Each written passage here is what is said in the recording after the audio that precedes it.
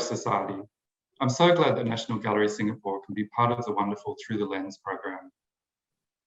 I hope that you're familiar with us. We opened in 2015, and our focus is of the modern and contemporary art of Singapore and Southeast Asia within a global context. And that's included working with institutions around the world, such as Centre Pompidou, Tate, and MMCA in Seoul, amongst others. Our work, of course, involves research into individual practitioners within the region and in Singapore. And the digital tour that you're about to experience focuses on 6 of Singapore's most innovative and significant post-war artists. I won't say too much more now, but please enjoy this tour. It's a very exciting exhibition. We're delighted to share it with you. Goodbye for now, and please keep safe. And I hope to be able to welcome you to the gallery very soon.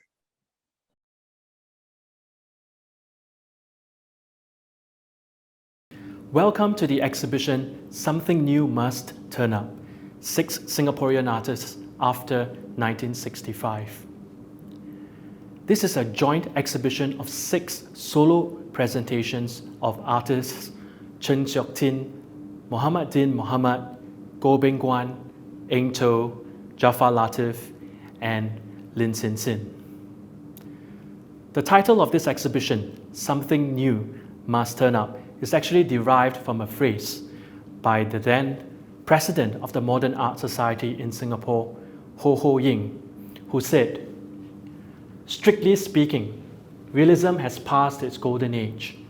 Impressionism has done its duty. Fauvism and Cubism are declining. Something new must turn up to succeed the unfinished task left by our predecessors." This was a clarion call for artists of this generation, particularly because of Singapore's separation from Malaysia on the 9th of August 1965. And this was a watershed moment in which Singapore became newly independent, and it created a tabula rasa whereby artists had an important role in which they had to construct a different and new national and cultural identity for Singapore. In this exhibition, we are also examining the diverse and pluralistic practices of these 6 artists who have experimented with diverse materials as well as different ways of thinking about and making art. In particular, they have shifted towards engaging with urgent issues such as the ecology or the rapid urbanization that was happening in Singapore in the 1960s and 70s, as well as notions of spirituality, which was an important and different way of thinking about art, particularly in Southeast Asia. Taken together, we are able to examine how these 6 artists were able to bridge our understanding of both modern and contemporary art in Singapore as well as Southeast Asia as a region. Now please join me as I bring you through the exhibition itself. So this is the first exhibition that is titled Chen Siok-tin Drawn Through a Press. And this is curated by the curator Chen Jiayun. Now Siok-tin was born in 1946 and she passed away in 2019. She was a towering figure in terms of the history of printmaking in Singapore. She furthered her education in art as well as printmaking in Europe and North America. And it was during her time as a student that she developed her experimental approach to printmaking that she expanded to installations later on in her artistic life. So over here, we have some of her most important prints during her formative years when she was overseas. In particular, flowing is an excellent example of Chen Siok-tin's printmaking techniques. It is also particularly difficult to represent water because of its fluid nature. And here she is able to depict a pouring rain as well as the flows and currents of water in this etching. Over here, the curator has actually also included archival materials that are particularly important in helping us to understand the artistic practices of Chng Seok Tin. So here we see her etching plates, as well as her printing press. And over here, we are also able to understand how she was kind of working, right, with her tools, her printmaking tools, including the roller, whereby she was able to kind of apply ink evenly on the etchings. So if you would follow me over here, we come to an important juncture in the artistic life of Chng Seok Tin. And it was in 1988 when she lost her sight, when she was with her students in London. So this is a self-portrait by Chng Seok Tin in 1989, and it captures the frustrations and difficulties faced by the artist when she lost her sight. She then came back to Singapore and also proceeded to teach at the then LaSalle SIA College of the Arts. And it was really with the help of Brother Joseph McNally, who was then the principal of LaSalle, who encouraged her to continue her printmaking practice as well as her role as an art educator. Due to Chng Seok Tin's loss of her visual sight, Seok Tin's artistic practice started to change as well. She became more collaborative in the way in which she made art. And over here is an installation that is titled Rolling Red Dust, or Hong Chen Gun Gun. And here, Chng Seok Tin collaborated with a dance company, whereby she worked with dancers to kind of interact with this installation of red banners that you can see, as well as 8 fans. And these fans represent the 8 directions of winds that shape our lives today. So Seok Tin was constantly drawing on philosophies, whether is it from the I Ching, which is the Book of Change, as well as intellectuals, including Lu Xun and San Mao. As we proceed to examine Chng Seok Tin's practice making installations, over here is a work titled Man Eat Man. And Seok Tin has been very concerned about the human condition. And she was also experimenting in different materials, including everyday materials that you can see here and probably recognize as the kim chiam, or the dried lily buds. What Seok Tin did was to really work with her students, because partly due to the loss of her sight, to kind of tie these lily buds into what looks like human figures. And these human figures are tied to the string, representing a sense of climbing up a corporate ladder, and how in a very capitalistic society, this is what human beings strive for. So Seok Tin was very concerned about this very capitalistic way of life, and which is why she created this work, Man Eat Man.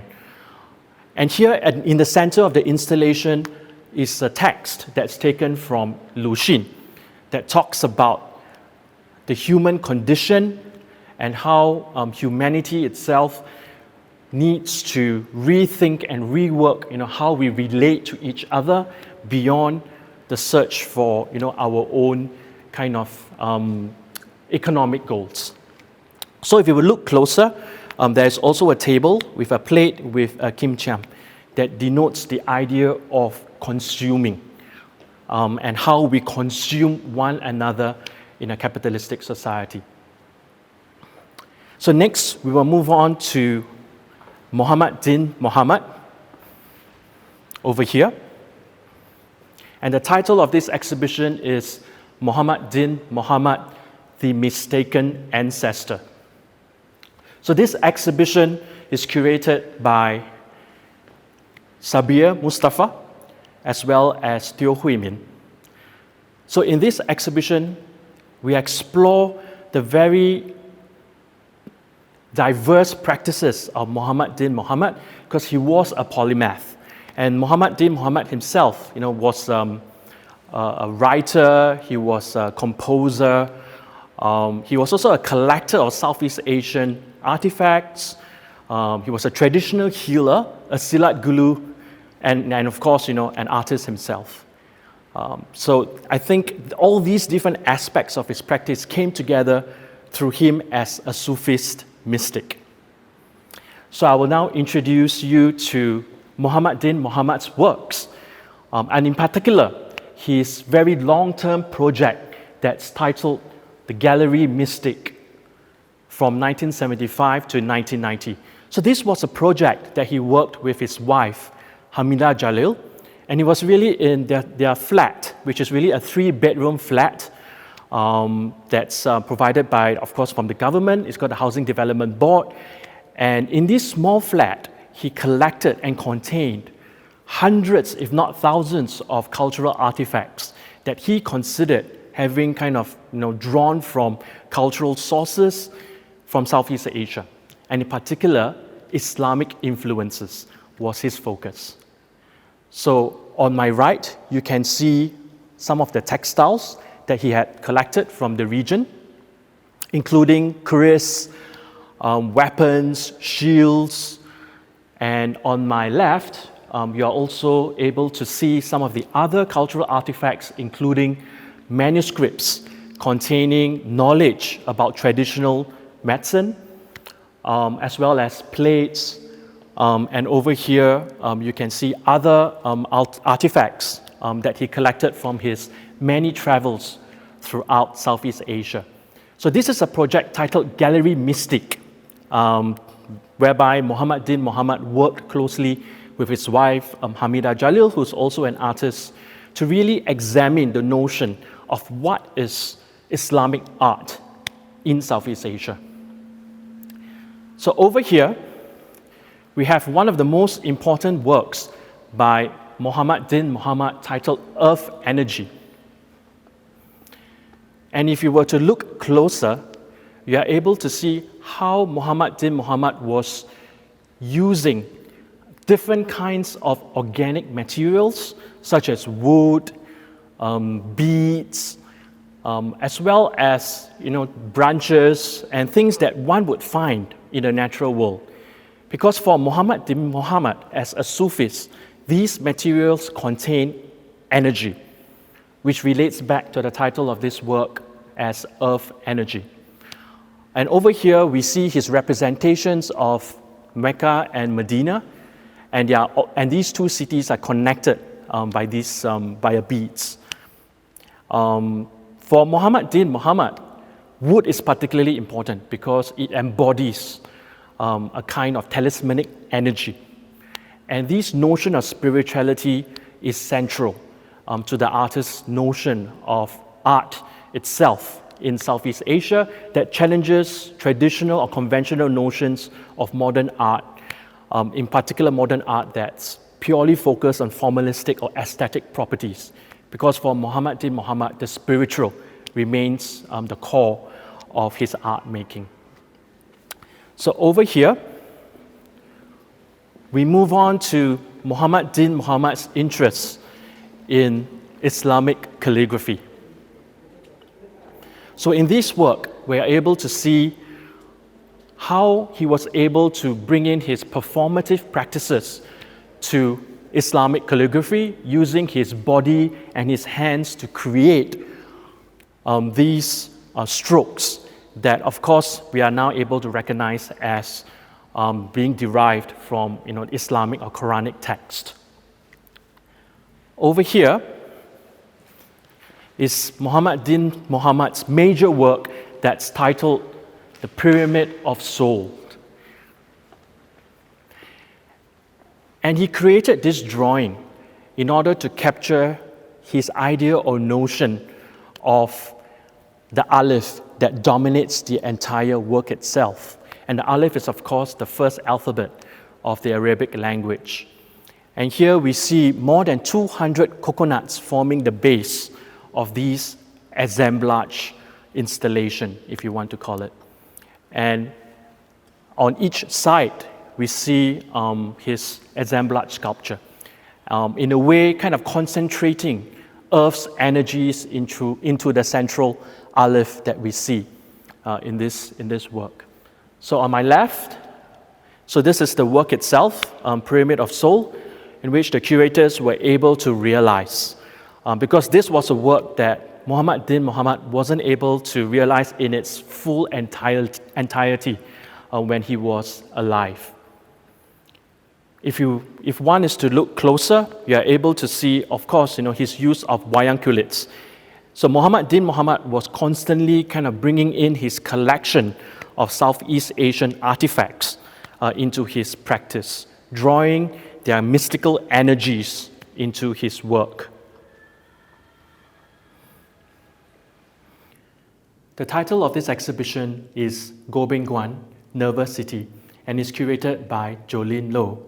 So Goh Beng Guan was born in 1937 in Indonesia before his family moved to Singapore. And Goh Beng Guan was actually studying at the Chinese high school under Nanyang artist Chen Wenxi. And it was during his time as a student that he was exposed to art making, and he became interested to pursue a career in art. So Goh Beng Guan is most well known for his collage works by incorporating everyday materials that respond to the rapid urbanization and industrialization that was happening in Singapore in the 1960s and 70s. Right, so please come with me into the exhibition itself. This section of the exhibition covers Goh Beng Guan during his formative years. And this is a very important early work by the artist that's titled Indonesia Puppet Show. And of course, this is an important aspect of the cultural practices in Southeast Asia, in which the artist was already drawing from when he was still a student. And this relation back to the region is something that Goh Beng Guan continues throughout his artistic life. So over here, we are able to see some of the archival materials that the curator has loaned from the artist. And in these photographs, we are able to see Goh Beng Guan's time in New York, whereby he left Singapore to pursue his art education at the Art Students League in New York. And here we see some of the photographs of him with other Singaporean artists, such as Wong Keen. Goh Beng Guan's time in New York was particularly important because he was exposed to new ways of thinking about and making art, particularly as he moved towards abstract expressionism. So Black Afternoon is a good example of this work, whereby in 1963, he was responding to the assassination of John F. Kennedy. And here you can see his expressive strokes using bold red colors that contrast with black. And if you were to look closer, you will be able to see how Goh Beng Guan was also drawing from his training in Chinese ink painting, whereby he brought in Chinese ink painting brushstrokes into his abstract expressionist paintings. When he was in America, he moved from New York to Provincetown, where he studied under Leo Manso. And Leo Manso was a very important influence on Goh Beng Guan, particularly in his shift from abstract expressionist paintings into collage, using different everyday materials, including metals or paper that he incorporates into his collage paintings. During his time at Provincetown, Leo Manso was particularly influential in encouraging Goh Beng Guan to incorporate aspects of his cultural heritage into his collage works. And this is an amazing picture of Leo Manso teaching Goh Beng Guan when he was at Provincetown. When Goh Beng Guan returned to Singapore in 1966, he was amazed by the rapid urbanization and industrialization that was taking place in Singapore in the 60s and the 1970s. This prompted Goh Beng Guan to start what we now title as the Urban Renewal Series.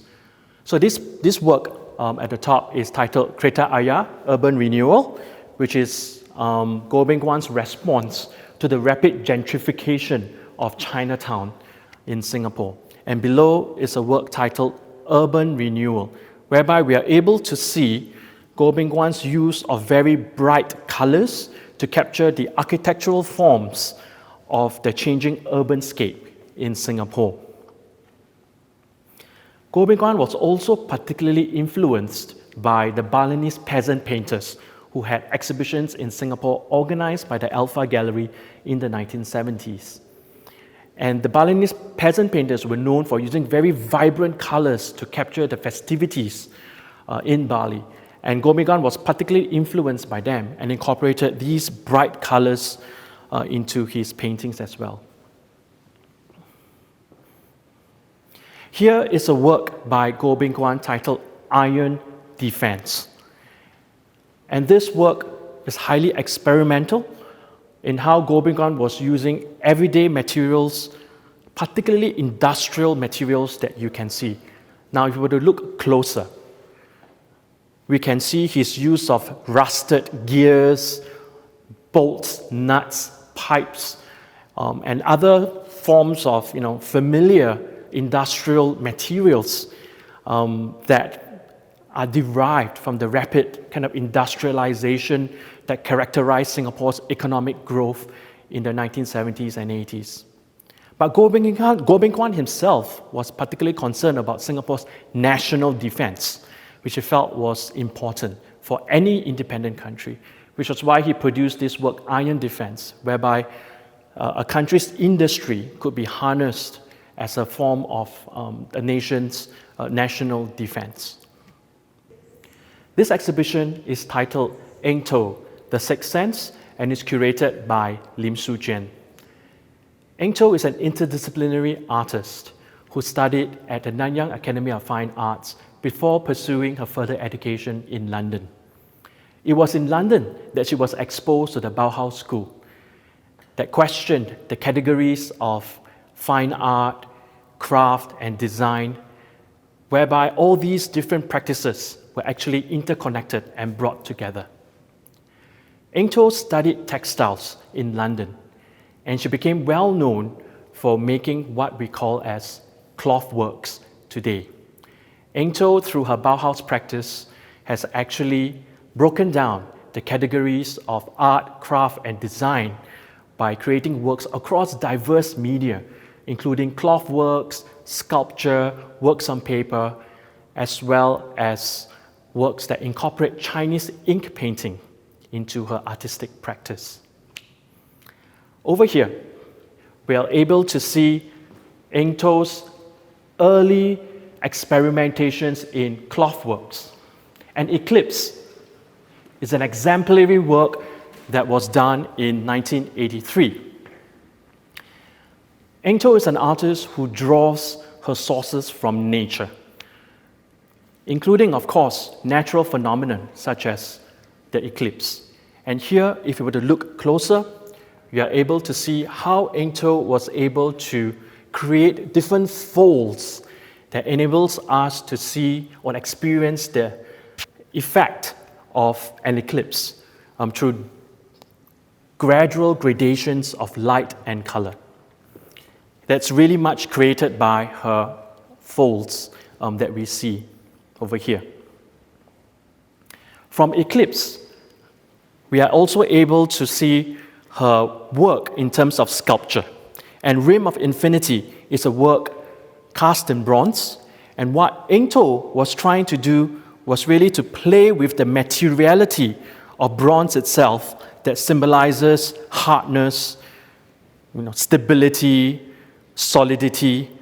But in this work, we are able to experience how bronze itself is pliable and soft, whereby Entour was able to question our own perceptions of material itself by playing around with its form.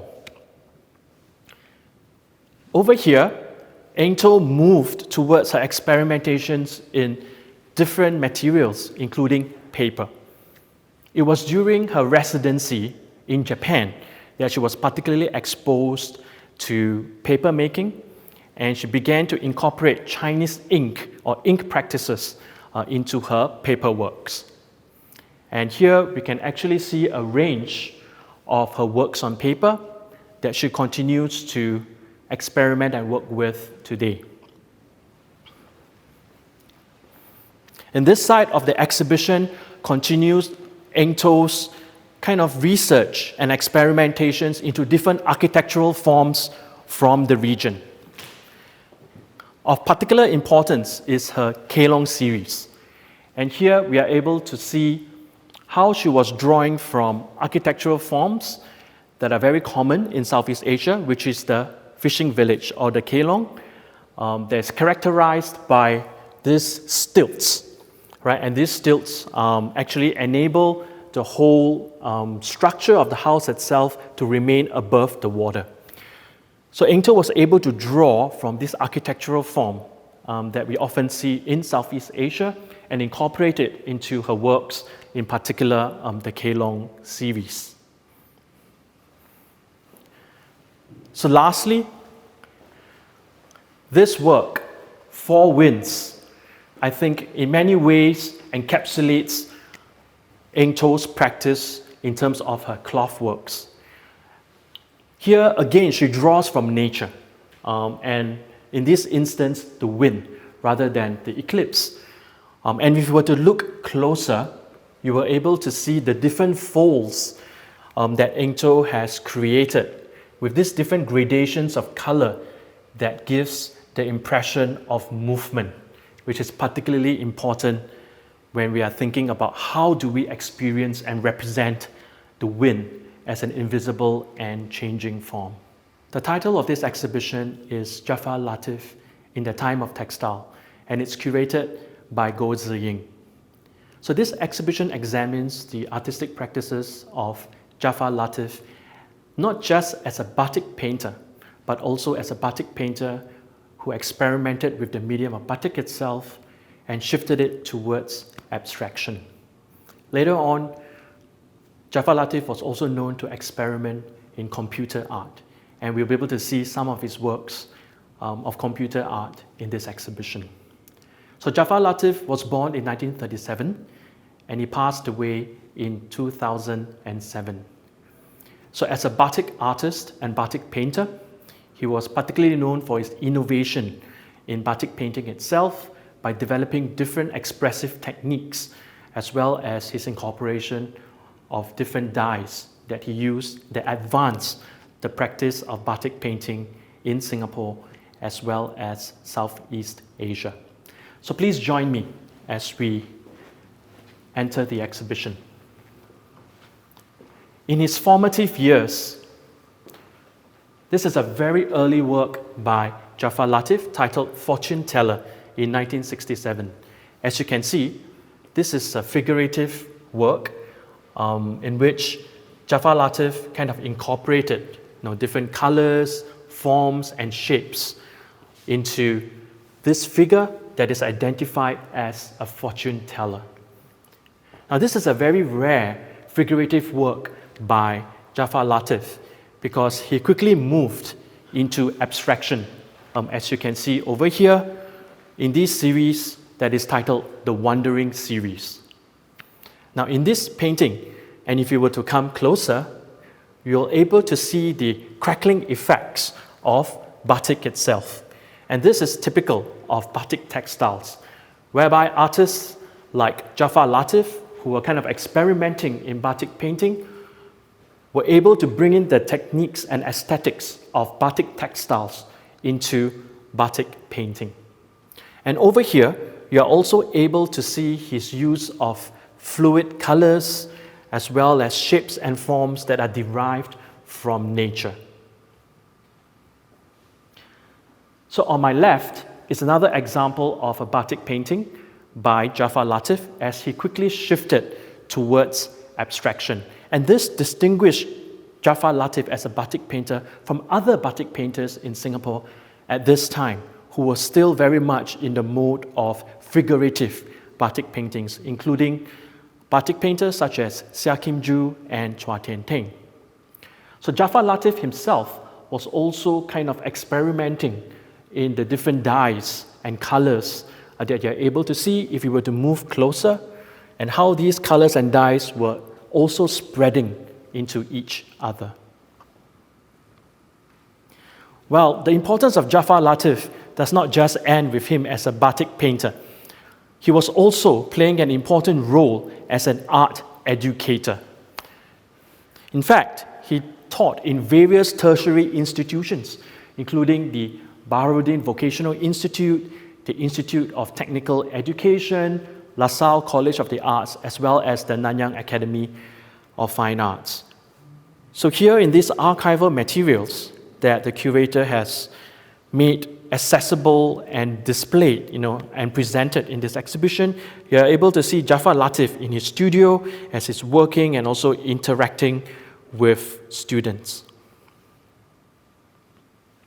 Besides his important role as an art educator, Jafar Latif was constantly experimenting with the techniques of batik painting.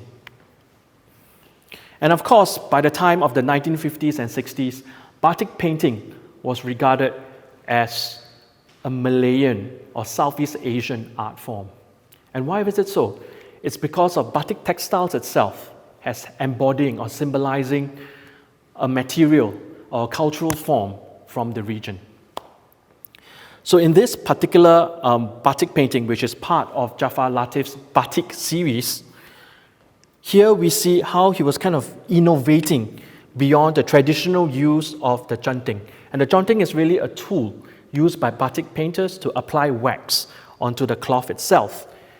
As we know, batik painting or batik is a wax-resist dry technique, which is a very laborious process that is also very slow. So there was also a tension then between slowness and fastness. And this temporal kind of tension is something that Jafar Latif constantly experimented. So the junting itself and the way in which Jafar Latif applied it was not something that was slow and considered as a kind of technique or method used by batik painters. Instead, he used the junting very expressively to apply the wax very quickly. As you can see, the quick and fluid and spontaneous lines created by the wax using this expressive method of working with the junting. So in this way, Jafar Latif was pushing and innovating methods in which batik painters could approach to experiment and push the boundaries of batik painting itself. Over here, we can see further innovations by Jafar Latif in how he was using the junting in even more expressive ways. And this is his self-portrait series. So on my right, you are able to see not just quick movements and applications of wax using the junting, but even splashes and drips of wax that he applied very spontaneously and intuitively to create a different sense of movement, a sense of chance, a sense of spontaneity, which challenges the very notion of batik itself as a slow and laborious process. The notion of speed was something that Jafar Latif continued to grapple with. And batik painting, being such a slow and laborious method of working, contrasted with a different material or medium that Jafar Latif began to use, which was really acrylic on canvas. And these two works are part of his Vision series. And on my left, you can see Jafar Latif's continuous experimentations with abstract forms and patterns, and especially of movement that he was able to create using acrylic, which was a material that was much more fast and quicker to dry, and enabled Jafar Latif to create this sense of movement. Over here, Jafar Latif continued to experiment with different technologies, if one is to think of batik as a form of technology. And here we see 4 works that are comprised of his Metamorphosis series. During his time as a teacher, he was also exposed to different technologies, including computer art. And he was able to use computer programs to actually create these kind of graphic designs of abstract forms. And if you were able to move closer, you will see also the pixelation of these abstract forms, shapes, and colors that forms part of his experimentations using the computer. And I think this forms part of Jafar Latif's broader kind of interest in experimenting in different technologies, whether it's in batik using dyes or using different methods of manipulating the junting, and finally also kind of using computer programs to create different abstract forms and patterns that very much summarizes his artistic interest in developing his sense or notion of abstraction. Lin Sensing can truly be called a woman ahead of her time. The title of this exhibition is Lin Sensing at Speed of Thought.